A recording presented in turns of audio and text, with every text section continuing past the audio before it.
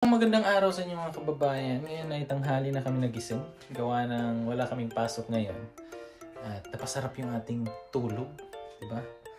Kasi yung mga nakalipas na araw, kulang tayo sa tulog eh. Kaya pinawi natin ngayon.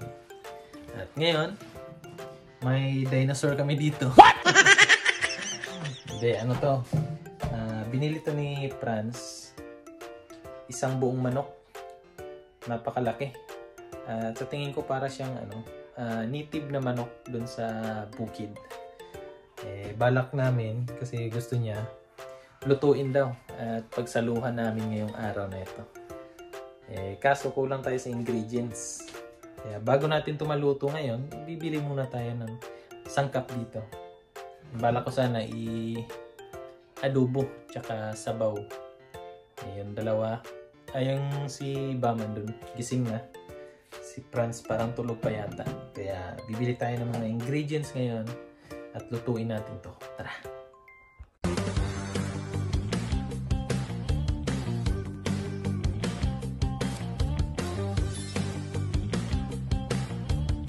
Yan, ano lang tayo. Bihis lang tayo ng damit. Kasi baka masaway na naman tayo ng partner natin. Ang sasabihin na yung jersey pang laro ng basketball yan, hindi yan pang gala. Ay, hindi pang labas. Kaya nagpalit tayo para walang masabi yung isa. Tara, punta tayo ng Balor. Bili lang tayo ng kailangan natin sa pagluluto ngayon. Okay? Meanwhile, eto na mga kababayan at yung mga pinamili ko. Bumili na rin po ako nitong isda kasi nakita ko na ganito ulo.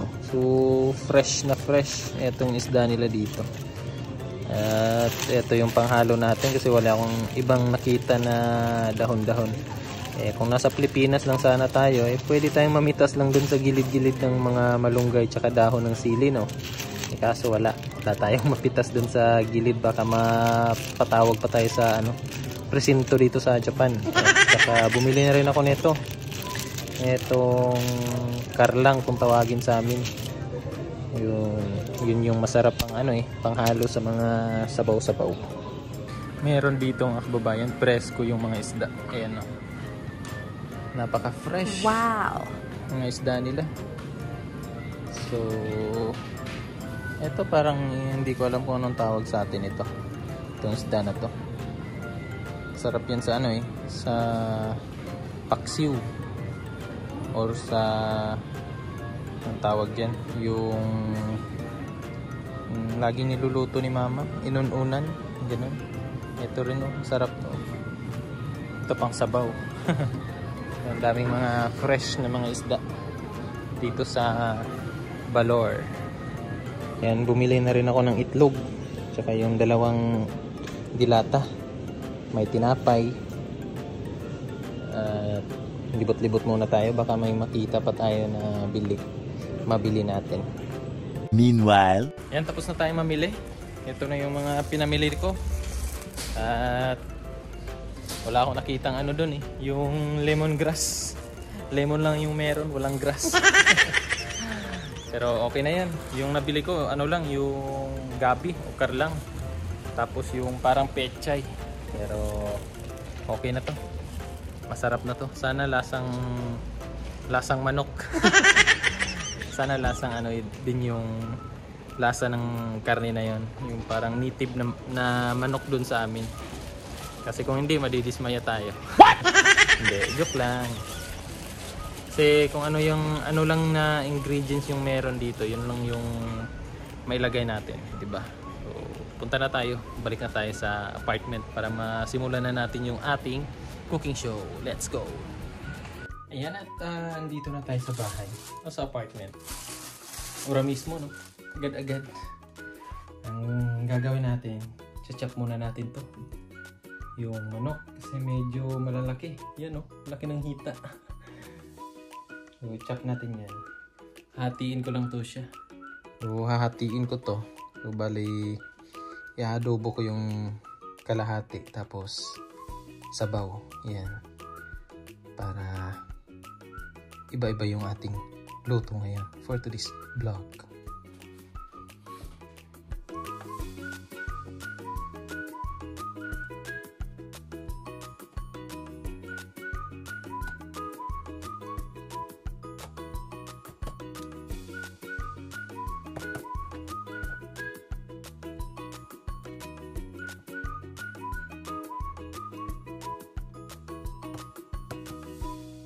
Yan ang mga kababayan na hiwalay na natin yung mga laman-laman niya. Ito yung adubuhin natin. Ito naman yung mga buto para sa sabaw. Yun yung mga ingredients natin. Hindi ko na pinakita yung pag-slice para hindi mapahaba yung ating video na ito. So, lulutuin na natin siya mga kababayan. At paalala lang, hindi tayo expert, no? Kaya wag nyo na ipagkalat. Atin-atin lang to. So, lutong ano lang. Kumbaga, typical na luto lang ba? Yung may mailaman tiyan lang tayo dito. Kasi na-miss ko pala kumain ng native na manok doon sa bundok. Alam niyo naman na mahilig tayo sa manok sa bundok. Kaya ayan, nakakita kami ng si Franz pala. Kita siya ng siguro parang native na manok ng Japan. Kaya bumili siya ng isang buo talaga. At eto na nga, pagsasaluhan namin ngayon at lulutuin natin. At ang ating ilalagay ng mga ingredients, simple lang. Yung mga makikita lang natin dito sa paligid. Huwag na nating hanapin yung wala. Diba? So, ayan. Mag-umpisa na tayong magluto. Yan, unang procedure na ginawa ko mga kababayan, inilagay ko muna sa mainit na kawali. Yan. Ito yung sa sabaw, ito yung sa adobo. Nilagay natin dyan para yung, ayan, kita nyo yung dilaw-dilaw niya, yung taba niya. Para matunaw yung taba at saka yun yung gawin natin na panggisa sa sibuyas tsaka bawang. Ito, same lang sila. Ito, lalagyan natin ng tubig at saka para kasi mataba yung manok at medyo matanggal din yung langsa nung manok. Yan yung ginawa natin, no? So, tandaan, di tayo expert. Based lang to sa experience natin mga kababayan. Kaya huwag nyo na akong i-bash. Yan, hinango ko na dun sa kaldero yung ating manok. Yan, yung natanggal na mantika natin. Sobrang dami. Ito ang dami. Sobrang daming mantika. At ngayon naman, gigisa natin yan. Ito na, pinakuluan ko na siya para lumambot siya konti. Yung pang adobo natin. At ngayon, gigisa na natin yung balik natin yung mantika, konting mantika lang, panggisa lang natin sa sa ating mga ingredients, sibuyas, tsaka ito yung sibuyas natin, tas luya, di ba? Ito na, ilagay na natin yung ating sibuyas, tsaka luya at yung ahos. Okay, gisa-gisa lang natin hanggang sa lumabas yung aroma ng ating mga sangkap. So wala tayong lemongrass nga dito. Dinamihan ko na yung ating sibuyas at saka dadagdagan ko tong luya. Yan. Ito yung pang adobo. So pakuluan muna natin yan pag medyo na yung tubig niya. Lagay na natin yung tuyo tsaka suka mamaya. Yan. Lagay na natin to. Yung ating karne. Yung chicken naman, What? At okay. Mamaya sasabawan na yan natin. Ayan na mga kababayan, nilagay na natin yung ating karlang or gabi. Ewan ko kung ano yan. Ang tawag namin dyan sa bundok, gabi. Tas karlang. Tas ito naman yung ating adobo. Nilagyan ko siya ng sili para medyo maanghang. Tapos lagay natin yung ating gata. Yan. Oops.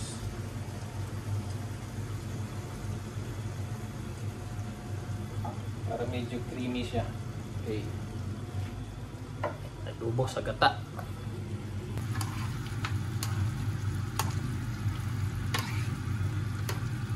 Paanuhin lang natin yung kanyang sabaw para medyo malapot siya na medyo mag-caramel na yung kanyang sabaw ba. Hindi matagal siya na pakuluan natin matigas kasi. Ayan, creamy na yung sabaw natin. Tapos sunod na natin yung bell pepper. Lagyan Lagyan natin ang bell pepper. Laki ng pagkagayak ah. Laki yung hiwa. Yan, creamy ang sabaw. Ang kulo na rin oh. Okay.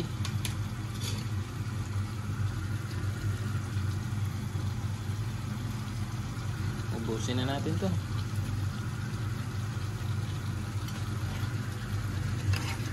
Kakaiba no?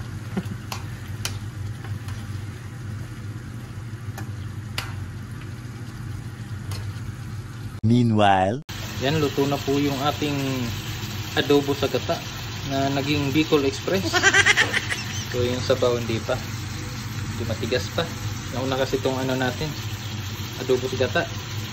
Ito na mga kababayan yung ating nilulutong adobo sa gata na naging Bicol Express. Kasi inanghangan ko po. Yun no? At medyo matigas. Kasi dinosaur pala to. Dinosaur pala to nabili namin. Ani France pala. So okay na yan. Laban naman kasi kompleto naman sa ngipin tong mga kasama ko. Maganda kayo natin, pare. So inaantay na lang namin yung sabaw kasi medyo matigas pa yun. Nauna kasi to. Naubos na yung sarsa niya kasi pinaano ko talaga eh. Hinabol ko yung lambot niya eh. Pero okay na yan. Naluto na ang ating sinabawan at adobo sa gata. Yan o. Yun.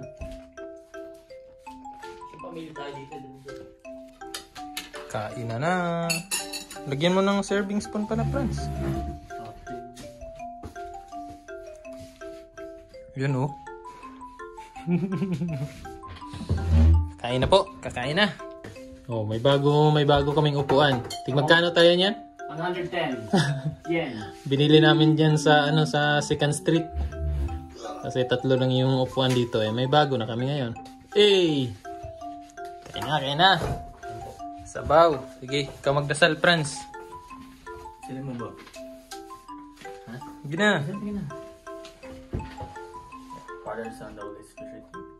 Bless us, O Lord, and this day we are about to receive from thy bounty through Christ, O Lord. Amen. Amen. Kain na tayo. Amen. Yun o. So this, Pinakuluan ng 4 na oras. sinampalukan. 4 na oras pinakuluan ah. Dahil nasa ata kasi, hindi naman kasi manok ata yan eh. Tama yung hula mo.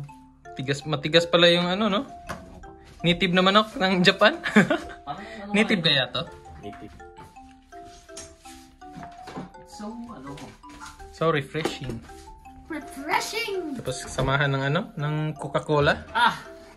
Ay nako. Yun o. Bigla maglabas ka bigla na dyan ha. Ihi. Mga tinatawag mong Soft drinks. soft drinks. Kaya nga, Franz. Nada? Birthday mo pa naman. Celebration ng birthday. Birthday ni Franz. Birthday niya ng ng nakaraang taon.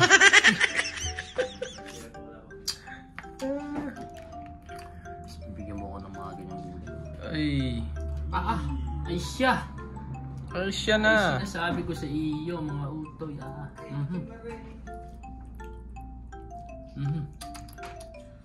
Ala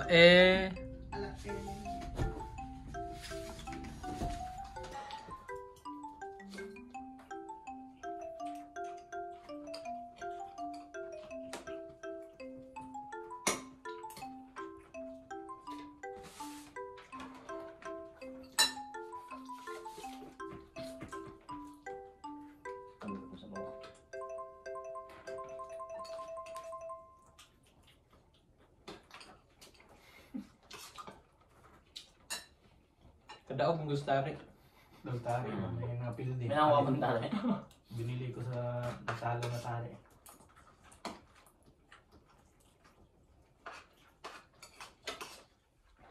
Tapos na po kaming kumain at busog na yung aming tiyan. Yun yung dalawa, naghuhugas yung isa. At si Franz nandun na sa loob. May mga naiwan pa naman para mamaya, hapunan. At sabi ni Franz, kung may matira pa talaga, pang agahan na naman bukas. Sabi ko sa kanila, huwag sila mag-alala kasi may mga buto naman. Pwede pa yung sabawan. Ayaw lang pumayag. Ayan mga kababayan, magpapahinga muna kami. Ng tiyan. Kasi sobrang busog eh. At hanggang dito na lang yung vlog natin ng pagluluto ng hapon na manok. Hapon na manok. Hindi na Bisaya. Bisaya na manok. Native na manok. Yan. So maraming salamat po sa inyong panonood at hanggang sa susunod. Bye-bye!